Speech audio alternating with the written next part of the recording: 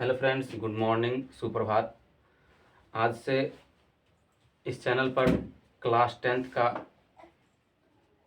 All subject start होने जा रहा है, जिसमें मोहन सर बता ही दिए थे कि वो मैथ्स का क्लास स्टार्ट होगा और मैथ्स के क्लास स्टार्ट हो चुके हैं। और हम जो है एसएसटी में आज ज्योग्राफी का क्लास लेंगे। तो ये क्लास जो है वो मिशन 2024 के तहत स्टार्ट किया गया है और आप लोगों का सपोर्ट चाहिए। आप लोगों का अगर सपोर्ट मिला तो मिशन 2024 में तहलका मचा के रख देना है पूरी तरह से। जैसा कि मोहन सर बताए थे कि 100 में 100, मैथ्स में 100 में 100, तो 100 में 100, 100% आएगा। 100%, 100 में 100 आएगा। अगर जैसा सर बोल रहे हैं वैसा अगर आप लोग करते जा रहे हैं तो 100 में 100, 100% आएगा। इसकी गारंटी लेते हैं। बस आप लोगों का सपोर्ट चाहिए। तहलका मचा के रख देना है, पूरी तरह से हिला के रख देना है। तो बिना समय गवाए हुए सेशन को शुरू करते हैं, क्लास को स्टार्ट करते हैं। तो बेहतर से बेहतर की तलाश करो, बेहतर से बेहतर की तलाश करो, मिल जाए नदी तो समंदर की तलाश करो। बेहतर से बेहतर की तलाश करो, मिल जाए नदी तो समंदर की तलाश करो। टूट जाता है शीशा पत्थर की चोट से, टूट जाता है शीशा पत्थर की चोट से, टूट जाए पत्थर ऐसा शीशा तलाश करो। चलिए हम क्लास को आगे बढ़ाते हैं। तो आज का क्लास जो है वो ज्योग्राफी भूगोल का होगा। पहला क्लास ज्योग्राफी भूगोल से स्टार्ट करते हैं। भूगोल, सबसे पहले भूगोल के बारे में कुछ जानकारी, बेसिक जानकारी जो होती है वो हम जान लेते हैं। जैसे कि इसको हम बोल सकते हैं इंट्रोडक्शन। भूगोल का क्या एक तरह से इंट्रोडक्शन होता है, वो इंट्रोडक्शन जान लेते हैं, उसके बाद क्लास को स्टार्ट करेंगे। तो सबसे पहले क्या लिखा हुआ है? भूगोल। आखिर ये भूगोल होता क्या है? ये जो भूगोल लिखा हुआ है, इस भूगोल शब्द का अर्थ क्या होता है? सबसे पहले इस चीज को जान लेते हैं कि इस भूगोल शब्द का अर्थ क्या होता है। हिंदी में भूगोल लिखा जाता है, अंग्रेजी में इसी को जियोग्राफी लिखा जाता है। क्या लिखा जाता है? जियोग्राफी, जियोग्राफी लिखा जाता है। हिंदी में भूगोल और इंग्लिश में जियोग्राफी। ये हिंदी में जो भूगोल लिखा हुआ शब्द है, ये शब्द भूगोल जो है वो दो शब्दों से मिलकर के बना है। वो दो शब्द कौन कौन से हैं वो देख लीजिए। एक तो भू है और दूसरा गोल है। ये जो भूगोल लिखा हुआ है, ये जो भूगोल लिखा हुआ है, ये भूगोल जो है वो हिंदी के दो शब्दों से मिलकर के बना है और वो शब्द है भू प्लस गोल। जिसमें भू का अर्थ होता है पृथ्वी। जिसमें भू का अर्थ क्या होता है? पृथ्वी। जहां भू का अर्थ पृथ्वी से है, भू का अर्थ पृथ्वी से है और गोल का अर्थ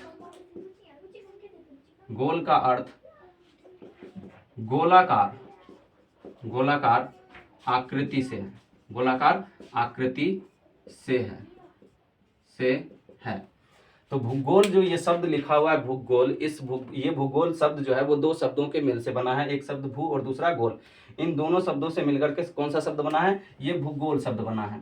अब इस भूगोल, ये जो दो शब्दों से मिलकर बना है भू प्लस गोल, इसका अर्थ क्या होता है? तो भू का अर्थ होता है, जहां भू का अर्थ पृथ्वी से होता है और गोल का अर्थ गोलाकार आकृति से। पृथ्वी की जो गोलाकार आकृति है उसी आकृति को गोल बोला जाता है। उसी गोलाकार आकृति, गोल का अर्थ वही गोलाकार आकृति होती है और भू का अर्थ पृथ्वी होती है। भू का अर्थ क्या होता है? पृथ्वी। अब इसी शब्द को अंग्रेजी में क्या कहा जाता है? जियोग्राफी कहा जाता है। इसी शब्द को अंग्रेजी में जियोग्राफी कहा जाता है। जियोग्राफी, अंग्रेजी में इसी शब्द को क्या कहा जाता है? जियोग्राफी। ये जियोग्राफी जो है ये भी दो यूनानी शब्दों से के मेल से बना है। ये भी दो यूनानी शब्दों के मेल से बना है। तो वो दो यूनानी शब्द कौन कौन से हैं? तो एक है जियो और दूसरा क्या है? ग्राफी। जियो और ग्राफी, एक है जियो और दूसरा ग्राफी। जहां जियो का अर्थ है, जहां, इसको ऐसे लिख लीजिए, जहां जियो का अर्थ, जहां जियो का अर्थ पृथ्वी से, जहां जियो का अर्थ पृथ्वी से है, पृथ्वी से है। जियो का अर्थ किससे है? पृथ्वी से। और ये जो ग्राफी शब्द लिखा हुआ है, ये ग्राफी शब्द जो लिखा हुआ है, ग्राफी शब्द का अर्थ जो है, ग्राफी शब्द का अर्थ ग्राफी शब्द का अर्थ जो है वो लिखना या वर्णन करना है। लिखना या वर्णन करना, लिखना या वर्णन करना। अर्थात इन पूरे सेंटेंस के बदले हम लिख सकते हैं, अर्थात पृथ्वी का वर्णन, पृथ्वी का वर्णन ही जियोग्राफी कहलाता है। पृथ्वी का वर्णन ही क्या कहलाता है? जियोग्राफी कहलाता है। पृथ्वी का वर्णन ही जियोग्राफी कहलाती है, यानी कि ये जो जियोग्राफी अंग्रेजी शब्द, भूगोल का अंग्रेजी शब्द ये जियोग्राफी है, और ये जियोग्राफी जो है वो यूनान के दो शब्दों के मेल से बना है। तो वो दो शब्द कौन कौन से हैं? वो क्या है? एक है जियो और दूसरा क्या है? ग्राफी। इन दो शब्दों के मेल से बना है। जहां जियो का अर्थ होता है पृथ्वी से, जहां जियो का अर्थ क्या है? पृथ्वी से, और ग्राफी शब्द का अर्थ है लिखना या वर्णन करना। अर्थात हम कह सकते हैं कि पृथ्वी का वर्णन ही जियोग्राफी कहलाता है। पृथ्वी का वर्णन ही क्या कहलाता है? जियोग्राफी कहलाता है। चलिए, इसको आप लोग नोट करना चाहें तो नोट कर लीजिए, या फिर इसका स्क्रीनशॉट लेना चाहें तो इसका स्क्रीनशॉट ले सकते हैं। इसके बाद हम आगे बढ़ते हैं।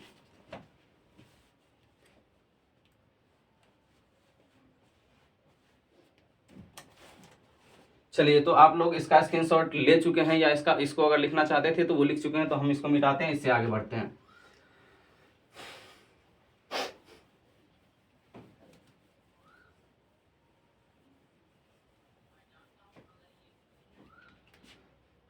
अब ये जो भूगोल या जियोग्राफी है लिखा हुआ, इस जियोग्राफी शब्द का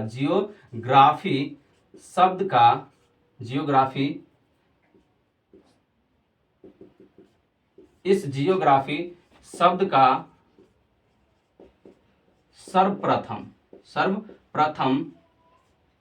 सर्वप्रथम प्रयोग इरेटोस्थनीज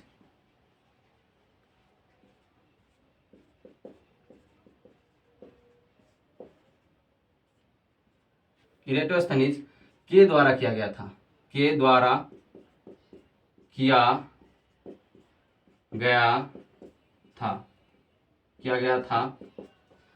इस जियोग्राफी शब्द का पूरी दुनिया में सबसे पहले प्रयोग, जो जियोग्राफी शब्द का प्रयोग किए थे वो यूनान के वैज्ञानिक थे। कहाँ के वैज्ञानिक थे? यूनान के प्रसिद्ध वैज्ञानिक इरेटोस्थनीज थे। यूनान के प्रसिद्ध वैज्ञानिक कौन थे?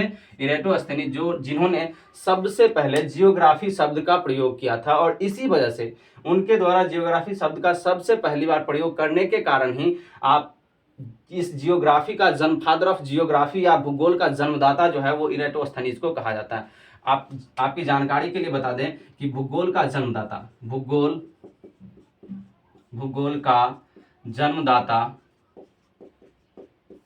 इरेटोस्थनीज को कहा जाता है। इरेटोस्थनीज को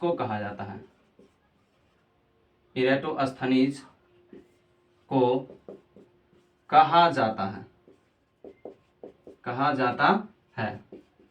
यानी कि इस भूगोल का जन्मदाता किसे कहा जाता है? इरेटोस्थनीज को। अगर आपसे कोई पूछ दे कि भूगोल शब्द का अर्थ क्या होता है, तो हम आसान सी सिंपल भाषा में उसको कह देंगे कि भूगोल शब्द का अर्थ होता है पृथ्वी का वर्णन। भूगोल या जियोग्राफी शब्द का अर्थ क्या होता है? पृथ्वी का वर्णन। या अगर वो आपसे अगर ये पूछ दे कि भूगोल शब्द का वास्तविक अर्थ क्या होता है, तो हम उसे आसानी से बता सकते हैं, आसान तरीके से बता सकते हैं कि भूगोल शब्द जो है वो दो शब्दों के मेल से बना है। दो शब्दों के मिलने से एक शब्द भूगोल बना है, और वो दो शब्द हैं, दो अलग अलग शब्द, एक भू और दूसरा क्या है? गोल। जिसमें भू का शाब्दिक अर्थ होता है, यानी कि भू का वास्तविक अर्थ जो होता है वो पृथ्वी से होता है। भू मतलब क्या होता है? भूमि होता है, और भूमि को हम लोग पृथ्वी बोल सकते हैं, यानी कि पृथ्वी। भू का अर्थ क्या होता है? पृथ्वी। और गोल जो होता है उसकी आकृति जो होती है, आकार जो होती है, गोलाकार आकृति को ही गोल बोला जाता है। गोल किसको बोला जाता है? उसकी गोलाकार आकृति को गोल बोला जाता है। तो ये तो भूगोल का वास्तविक अर्थ जो होता है वो अगर आपसे कोई पूछे तो वो उसे बता दीजिएगा। अगर भूगोल की जगह पे आपसे कोई ये पूछ देता है कि जियोग्राफी क्या होती है, उसी को अंग्रेजी में आपसे पूछ दे तो भी कोई दिक्कत नहीं, उसको हम आसानी से समझा सकते हैं कि जियोग्राफी जो है वो यूनान की दो शब्दों से मिलकर के बना है। और वो दो शब्द कौन कौन से हैं? तो एक जियो है और दूसरा क्या है? ग्राफी। जिसमें जियो का अर्थ होता है पृथ्वी, और ग्राफी का अर्थ, एक मिनट रुक जाइए, लाइन कट गई। तो अगर आपसे कोई जियोग्राफी शब्द का वास्तविक अर्थ पूछता है तो हम उसे आसान सी भाषा में समझा सकते हैं कि जियोग्राफी जो है वो यूनान की दो भाषाओं के मेल से बना है, और वो दो शब्दों के मेल से बना है। और वो दो शब्द कौन कौन से हैं? एक है जियो और दूसरा क्या है ग्राफी, जिसमें जियो का अर्थ होता है पृथ्वी, जियो का अर्थ क्या होता है पृथ्वी, और ग्राफी का अर्थ होता है लिखना या फिर वर्णन करना। हम बोल सकते हैं कि जियोग्राफी जो है वो पृथ्वी का वर्णन ही जियोग्राफी कहलाती है, पृथ्वी का वर्णन ही जियोग्राफी कहलाती है। अगर आपसे कोई पूछ देता है कि ये जो ज्योग्राफी या भूगोल शब्द, ये जो जियोग्राफी शब्द है, इस शब्द का प्रयोग सर्वप्रथम किसने किया, दुनिया में सर्वप्रथम जियोग्राफी शब्द का प्रयोग किसने किया था, तो हम क्या बोलेंगे इरेटोस्थनीज ने। तो आपसे ये भी पूछ सकता है कि इरेटोस्थनीज कहाँ के वैज्ञानिक थे या कहाँ के विद्वान थे, तो इरेटोस्थनीज जो थे वो यूनान के विद्वान थे या यूनान के वैज्ञानिक थे, जिन्होंने इस जियोग्राफी शब्द का प्रयोग सबसे पहली बार किया था, और उनके द्वारा इसी शब्द का प्रयोग करने के कारण उन्हें भूगोल का जन्मदाता कहा जाता है, यानी कि फादर ऑफ जियोग्राफी जो है वो किसे कहा जाता है, इरेटोस्थनीज को। फादर ऑफ जियोग्राफी किसे कहा जाता है, इरेटोस्थनीज को फादर ऑफ जियोग्राफी कहा जाता है। चलिए इसको आप लोग स्क्रीनशॉट लेना चाहें तो स्क्रीनशॉट ले सकते हैं, या नोट करना चाहें तो नोट कर सकते हैं। और अब बिना देर किए हुए क्लास को स्टार्ट करते हैं।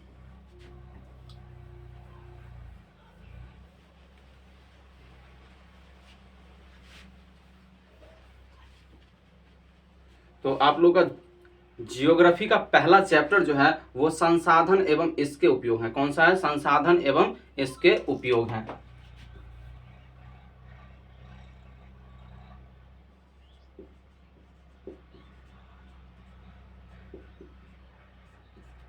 संसाधन एवं इसके उपयोग।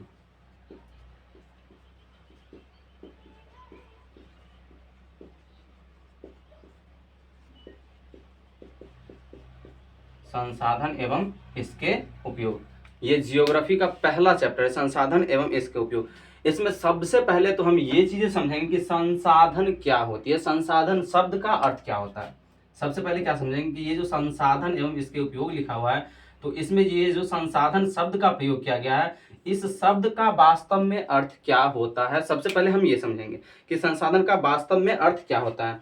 तो पर्यावरण में, हमारे पर्यावरण में मौजूद जितने भी पदार्थ हैं, हमारे पर्यावरण में मौजूद जितने भी पदार्थ हैं जो कि मानव जीवन की आवश्यकताओं को पूरा करती है, मानव जीवन की आवश्यकताओं को पूरा करती है, साथ ही साथ उन्हें सुख सुविधा, मानव जीवन को सुख सुविधा प्रदान करने की भी आवश्यकताओं को पूरा करती है, तो उसे हम क्या कह सकते हैं, वे सारे की सारे चीज क्या है, संसाधन है। अब एग्जाम्पल के तौर पे हम ले सकते हैं कि संसाधन में सबसे प्रमुख संसाधन जो होता है वो खुद मनुष्य ही होता है। संसाधन में अगर दुनिया में सबसे कीमती संसाधन की अगर बात की जाए तो वो सबसे कीमती संसाधन जो होता है वो एक मनुष्य होता है, सबसे कीमती संसाधन मनुष्य होता है। अब मनुष्य ही सबसे कीमती संसाधन क्यों होता है, दुनिया के सबसे कीमती संसाधन मनुष्य ही क्यों होता है, ये चीजें हम बाद में देखेंगे। लेकिन अभी हम जान लेते हैं कि संसाधन आखिर है तो संसाधन क्या क्या चीजें संसाधन हो सकती है। जैसे कोई खनिज पदार्थ है तो वो खनिज पदार्थ हो जाएगी संसाधन, जैसे सड़क हो गया, शिक्षण संस्थान हो गई, या मकान हो गया, या फिर खनिज तेल हो गया, गैस हो गया, कोयला हो गया, लोहा हो गया, ये सारे के सारे चीजें क्या है, संसाधन है। ये सारी की सारी चीजें क्या है, संसाधन है। लेकिन ये संसाधन है हमारी प्रकृति में भरपूर मात्रा में, हमारी प्रकृति में प्रचुर मात्रा में संसाधन पाई जाती है, लेकिन वो संसाधन तब तक संसाधन नहीं बनती जब तक कि हम उसको अपने उपयोग में नहीं लाते हैं, या मानव जीवन के उपयोग के लायक हम उसको नहीं बनाते। यानी कि अपनी तकनीक, जो तकनीक हमारे पास विकसित होती है, उन तकनीकों के सहारे, उन सारे खनिज संसाधनों को या सारे संसाधनों को मानव जीवन में उपयोग के लायक जब तक हम नहीं बनाते हैं, तब तक वो संसाधन संसाधन नहीं कहलाती, तब तक उसकी कोई उपयोगिता ही नहीं है, तब तक उसकी कोई उपयोगिता ही नहीं होती है, तो उसको हम संसाधन कैसे बोल सकते हैं, नहीं बोल सकते हैं। जैसे एग्जाम्पल के तौर पर मान लीजिए कि दुनिया का सबसे कीमती संसाधन जो है वो मनुष्य होता है। दुनिया का सबसे कीमती संसाधन क्या होता है, मनुष्य होता है। चलिए उसको लिखने से पहले ये जो संसाधन लिखे हैं, इस शब्द का वास्तव में अर्थ हम लिख लेते हैं। तो चलिए लिखिएगा, इसका अर्थ होता है पर्यावरण के वे सारे पदार्थ, पर्यावरण के वे सारे पदार्थ जो मानव, पर्यावरण के वे सारे पदार्थ जो मानव जीवन की सुख सुविधाओं, मानव जीवन की आवश्यकताओं, मानव जीवन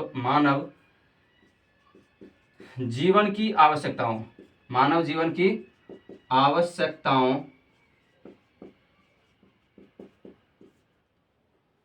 की पूर्ति करता हो तथा पर्यावरण के वे सारे पदार्थ जो मानव जीवन की आवश्यकताओं को पूर्ति करता हो तथा सुख सुविधा प्रदान करने के लिए उपयोगी, तथा सुख सुविधा प्रदान करने के लिए उपयोगी हो, तथा सुख सुविधा प्रदान करने के लिए उपयोगी हो, करने के लिए उपयोगी हो वे सभी संसाधन हैं, वे सभी संसाधन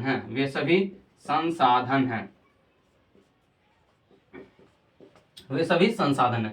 जैसे हम लिख सकते हैं एग्जाम्पल के तौर पे,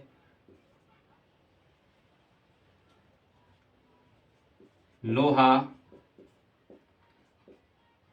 एल्यूमिनियम,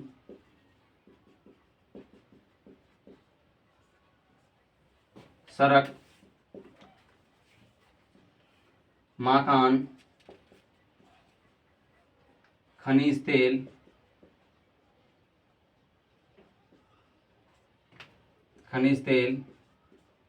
गैस इत्यादि,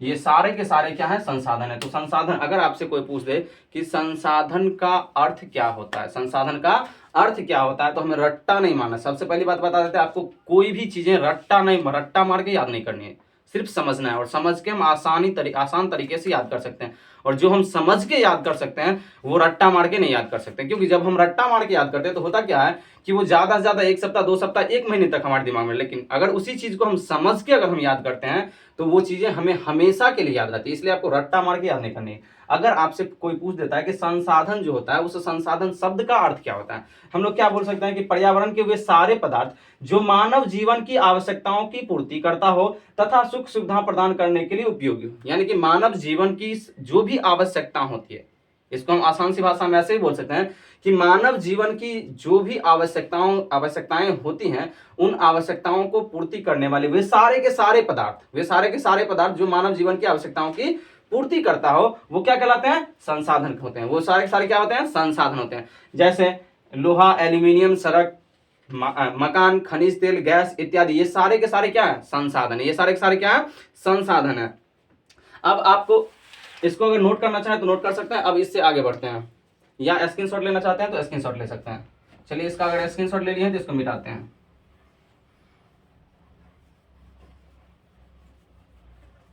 चलिए, अभी हमने आपको बताया था कि दुनिया की सभी संसाधनों में सबसे महत्वपूर्ण संसाधन जो होता है वो मनुष्य होता है। सबसे महत्वपूर्ण संसाधन जो होता है वो क्या होता है? मनुष्य होता है। तो ये मनुष्य जो है वो सबसे महत्वपूर्ण संसाधन कैसे होता है? मनुष्य जो है वो सबसे महत्वपूर्ण संसाधन कैसे होता है, इस चीज को हम समझते हैं। मनुष्य सबसे महत्वपूर्ण, दुनिया का सबसे महत्वपूर्ण संसाधन कैसे है, इस चीज को हम समझते हैं।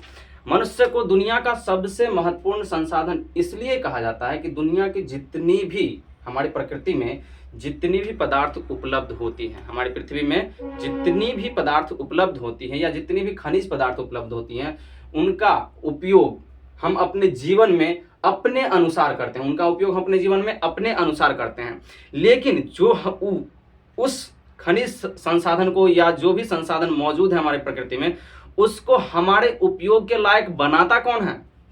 एक मनुष्य ही न उस सारे संसाधनों को मानव के जीवन में उपयोग करने के लायक बनाता है। तो मानव जो है क्या करता है कि शिक्षा, तकनीक और अपनी कार्य क्षमता के बल पर, अपनी शिक्षा, तकनीक और कार्य क्षमता के बल पर वो सारे के सारे संसाधन जो प्रकृति में पड़े हुए हैं, जिनके बारे में हमें उनकी उपयोगिता के बारे में हमें कोई भी जानकारी नहीं, लेकिन एक मनुष्य अपनी शिक्षा से, अपनी उच्चतम शिक्षा से उस खनिज के बारे में जानता है, जानकारी लेता है कि उस खनिज का उपयोग हमारे जीवन में कैसे हो सकता है। तब जाकर के वो जो है उस खनिज को वर्तमान तकनीक की सहायता से, और उसमें जो भी पूंजी, उस खनिज को मानव जीवन में के उपयोग के लायक बनाने के लिए जो भी तकनीक की आवश्यकता है, उन तकनीकों का प्रयोग करता है, और उसके बाद उस खनिज संसाधन को या उस संसाधन को मानव जीवन में उपयोग के लायक बनाता है। तो उन संसाधनों को मानव जीवन में उपयोग के लायक बनाया कौन? किसने? तो मनुष्य ने बनाया। इसलिए दुनिया का सबसे महत्वपूर्ण संसाधन जो होता है वो मनुष्य को बोला जाता है। अगर मनुष्य नहीं होता तो क्या लोहे की खादान, मान लीजिए एग्जाम्पल के तौर पे कहीं लोहे की खादान है या फिर कहीं कोयले की खादान है, तो उस कोयले की खादान वहां पड़ी हुई है, अभी तो वहां पड़ी हुई है, लेकिन क्या हम उसका उपयोग कर सकते हैं? जब तक कि मानव के द्वारा, मानवीय तकनीक का सहारा लिए बगैर जब तक हम मानवीय तकनीक का सहारा नहीं लेंगे और मानवीय तकनीक का सहारा लेकर के जब हम उसे खाद्यान्न से बाहर निकालेंगे और बाहर निकालने के बाद हम उसका उपयोग करेंगे अपने जीवन में, क्या खाद्यान्न में पड़ी पड़ी वो चीज़ें हमारे उपयोग में आ जाएगी? नहीं आएगी। तो उसका उपयोग करने के लिए किसका प्रयोग सहायता लिया जाए? हर जगह, हर संसाधन को मानव जीवन के उपयोग के लायक बनाने के लिए हर जगह मानवीय क्षमता की आवश्यकता होती है, मानवीय श्रम शक्ति की आवश्यकता होती है, मानवीय तकनीक की आवश्यकता होती है। यानी मानव अपने शिक्षा के माध्यम से, अपनी तकनीक के माध्यम से उस संसाधन को मानव जीवन के उपयोग के लायक बनाता है। और इसलिए सबसे महत्वपूर्ण, दुनिया का सबसे महत्वपूर्ण संसाधन जो है वो किसे कहा जाता है? मानव को दुनिया का सबसे महत्वपूर्ण संसाधन कहा जाता है। तो ये चीजें समझ गए। अब आगे चलिए, एग्जाम्पल के तौर पे देख सकते हैं कि झारखंड के छोटा नागपुर का पठार, झारखंड के छोटा नागपुर के पठार में जो भी खनिज पदार्थ पाए जाते हैं या जो भी संसाधन पाए जाते थे, उनका हमारे जीवन में कोई उपयोग नहीं था। वो संसाधन वहां प्रचुर मात्रा में मौजूद थे, लेकिन हम उनका उपयोग नहीं कर पा रहे थे, वो संसाधन न बन पा रहे थे। वो खनिज पदार्थ उपलब्ध थे लेकिन संसाधन नहीं बन पा रहे थे। लेकिन जब मानव की आवश्यकता बढ़ी, मनुष्य की आवश्यकता बढ़ी, तो अपनी आवश्यकताओं के अनुसार उन्होंने अपनी आवश्यकताओं के अनुसार उन संसाधनों को, उन खनिज पदार्थों को मानव जीवन के उपयोग के लायक बनाया। तब जाकर के क्या हुआ कि वो संसाधन, वो खनिज पदार्थ जो है वो संसाधन कहलाई या संसाधन बन पाई। तो मानव जब तक किसी खनिज पदार्थ का उपयोग मानव जीवन के उपयोग के लायक नहीं बनाता है, तब तक वो उसका कोई उपयोग नहीं होता है, और तब तक वो जो है खनिज पदार्थ वो संसाधन नहीं कहलाती है। लेकिन जब उसी खनिज पदार्थ को मानव जीवन के उपयोग के लायक बनाया जाता है, तब जाकर के वो क्या कहलाती है? संसाधन कहलाती है। और तब जाकर के वो खनिज पदार्थ से संसाधन में परिवर्तन हो जाती है, और तब जाकर वो क्या कहलाते हैं? संसाधन कहलाते हैं। एग्जाम्पल के तौर पे देख सकते हैं कि पश्चिमी घाट में जोगिया गरसोप्पा जलप्रपात जो है, जिसको जोग फॉल कहा जाता है, जोगिया गरसोप्पा जलप्रपात, वो प्राचीन काल से ही उसमें जल की धारा जो है वो लगातार बहती रही है, लेकिन उसका उपयोग हम अपने जीवन में प्राचीन काल से करते आ रहे हैं? नहीं करते आ रहे हैं। जब हमें आवश्यकता हुई तब हमने उसमें मत्स्य पालन करना शुरू किया, उसके बाद सिंचाई करना शुरू किया, उसके बाद यातायात का, उसके बाद विद्युत उत्पादन, ये सारी क्रिया हमारी जो आवश्यकता हुई तब हम अपनी जरूरतों के अनुसार उस जल का उपयोग किए। तब तक उस जल को संसाधन नहीं बोल सकते हैं जब तक कि वो मानव जीवन के उपयोग के लायक न हो। कोई भी पदार्थ हो या कोई भी खनिज पदार्थ हो, तब तक वो संसाधन नहीं कहलाती जब तक कि हम उसको मानव जीवन के उपयोग के लायक नहीं बनाते हैं, तब तक वो संसाधन नहीं कहलाती है। इसलिए एक भूगोलवेत्ता जिम्मरमैन है, उनका कहना है कि संसाधन होते नहीं बनाए जाते हैं, संसाधन होते नहीं बनाए जाते हैं। एक भूगोलवेत्ता है जिनका नाम है जिम्मरमैन।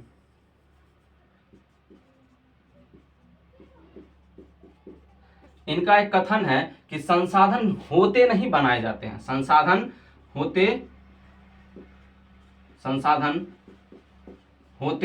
नहीं बनाए जाते हैं, बनाए जाते हैं।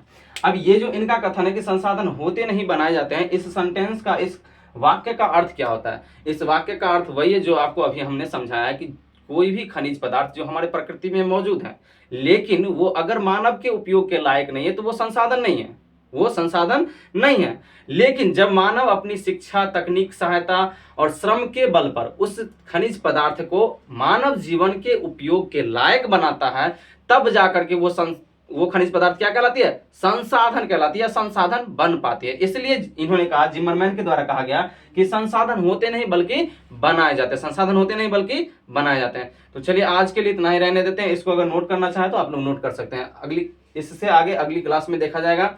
और आप लोगों से एक रिक्वेस्ट है कि जितनी ज़्यादा से ज़्यादा हो सके आप अपने दोस्तों के पास शेयर करें और लाइक शेयर और कमेंट क्या करें।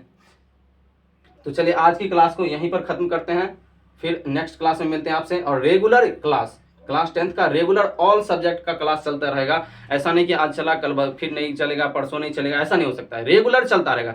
यानी कि ये जो क्लास 10th का जो क्लास स्टार्ट किया गया ऑल सब्जेक्ट का, इसको हम लोग मिशन 2024 के तहत देखेंगे। और मिशन 2024 में पूरे बिहार में तहलका मचा के रख देना है, पूरे बिहार में तहलका मचा के रख देना है। और इसके लिए हमें आप लोगों की सपोर्ट की आवश्यकता है, और आप लोगों के सपोर्ट के बिना हम लोग कुछ नहीं कर सकते हैं। तो आप लोगों से रिक्वेस्ट है कि जितनी ज़्यादा से ज़्यादा हो सके अपने दोस्तों के पास शेयर कीजिए, लाइक कीजिए, कमेंट कीजिए, और जितना ज़्यादा से ज़्यादा हो सके इस वीडियो को आगे बढ़ाने में हमारी मदद कीजिए।